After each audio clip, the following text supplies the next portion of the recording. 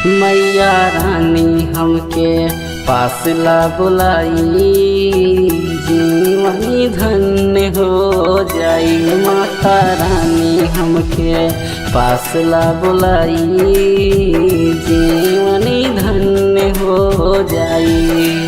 केहू चढ़ावे लाल चुनरिया, केहू दर्शन को आई।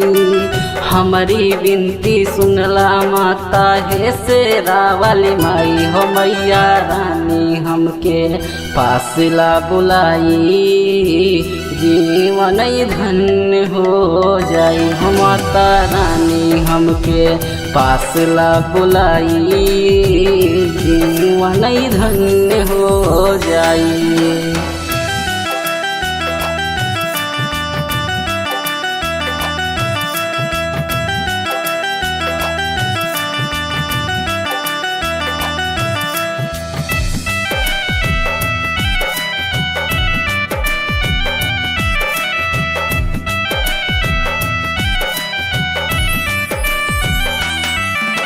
तेरे द्वार पर देख लो मैया भीड़ लगी है भारी। शेरा वाली आ जाओ तुम करके शेर सवारी।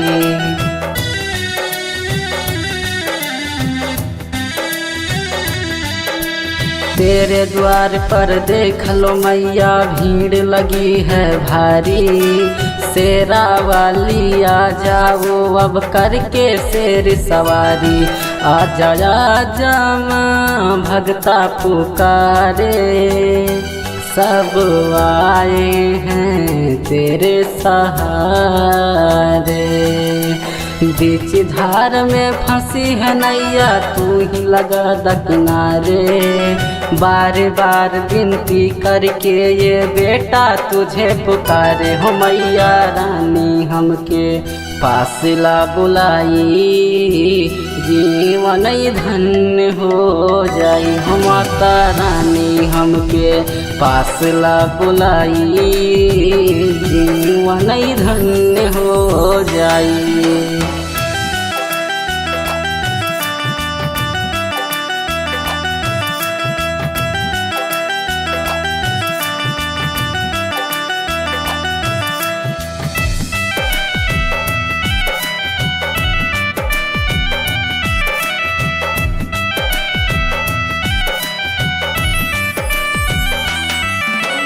तू ही अम्बे तू जगदम्बे तू ही महरो वाली।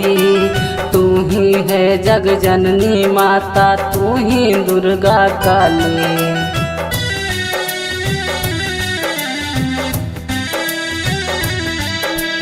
तू ही अम्बे तू जगदम्बे तू ही महरो वाली।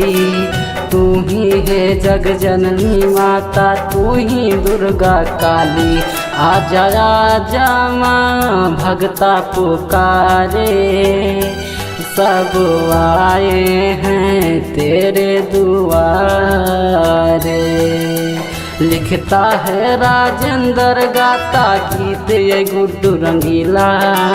कृपा रम बहरैची कहे माँ करो जगत में लीला। हो मैया रानी हमके पासला बुलाई, जीवन धन्य हो जाई। हो माता रानी हमके पासला बुलाई, जीवन धन्य हो जाई।